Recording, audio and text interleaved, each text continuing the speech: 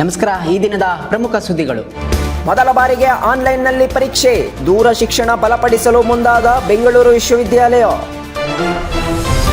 ಷೇರುಪೇಟೆಯಲ್ಲಿ ನಿಲ್ಲದ ಕರಡಿ ಕುಣಿತ, ಒಂದೇ ದಿನಕ್ಕೆ 10.24 ಲಕ್ಷ ಕೋಟಿ ಕರಗಿದ ಹೂಡಿಕೆದಾರರ ಸಂಪತ್ತು. ಮನೀಷಾ ಮಿಂಚಿನ ಆಟ, ಫೈನಲ್ಗೆ ಭಾರತ ಲಗ್ಗೆ. ಮಹಿಳೆಯರ ವಿಶ್ವಕಪ್ ಹಾಕಿ ಅರ್ಹತಾ ಟೂರ್ನಿಯ ಸೆಮಿಯಲ್ಲಿ ಇಟಲಿಗೆ ನಿರಾಶೆ. ಬಿಎಫ್ಸಿಗೆ ಮೋಹನ್ ಬಗಾನ್ ಸವಾಲ್, ಕಂಠೀರವ ಕ್ರೀಡಾಂಗಣದಲ್ಲಿ ಸೆಣಸಾಟ. ಇಂದು ಆಶಿಕ್ ಮೇಲೆ ಬಹುನಿರೀಕ್ಷೆ. ಪತ್ರಕರ್ತರು ವೃತ್ತಿ ಧರ್ಮ ಪಾಲಿಸಲಿ, ಮಾಧ್ಯಮ ಅಕಾಡೆಮಿ ಪ್ರಶಸ್ತಿ ಪ್ರದಾನ ಕಾರ್ಯಕ್ರಮದಲ್ಲಿ ಸಿಎಂ ಸಿದ್ದರಾಮಯ್ಯ ಹೇಳಿಕೆ.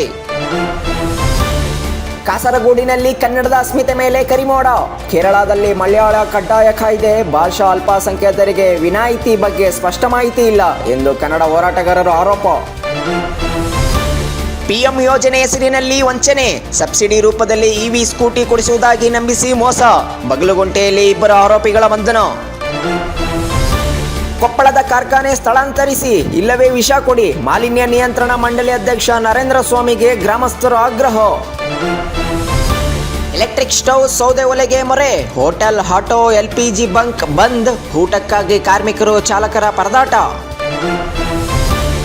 ಸಿಇಸಿ ಪದಚ್ಯುತಿಗೆ ನೋಟಿಸ್ ಸಲ್ಲಿಕೆ, ಲೋಕಸಭೆಯ 130, ರಾಜ್ಯಸಭೆಯ 63 ಸದಸ್ಯರಿಂದ ನೋಟಿಸ್ಗೆ ಸಹಿ. ಗ್ಯಾರಂಟಿ ವಿರುದ್ಧ ಬಿಜೆಪಿ ನಿರ್ಣಯ ಮಂಡಿಸಲಿ, ಸದನದಲ್ಲಿ ಬಿಜೆಪಿಗೆ ಡಿಕೆ ಶಿವಕುಮಾರ್ ಸವಾಲ್. ಕೆಎಸ್ಆರ್ಟಿಸಿಗೆ 115 ಬಸ್ಗಳಿಗೆ ಚಾಲನೆ, ಮಹಿಳಾ ದಿನಾಚರಣೆಯಲ್ಲಿ 45 ಕರ್ನಾಟಕ ಸಾರಿಗೆ, 70 ಪಲ್ಲಕ್ಕಿ ಬಸ್ಗಳಿಗೆ ಹಸಿರು ನಿಶಾನೆ. ಮಹಾತ್ಮ ಗಾಂಧಿ ಉದ್ಯಾನವನಕ್ಕೆ ಹೊಸ ಸ್ಪರ್ಶ, 4 ಕೋಟಿ ವೆಚ್ಚದಲ್ಲಿ ಅಭಿವೃದ್ಧಿ, ಕಲಾವೇದಿಕೆ, ಸಂಗ್ರಹಾಲಯ ನಿರ್ಮಾಣ.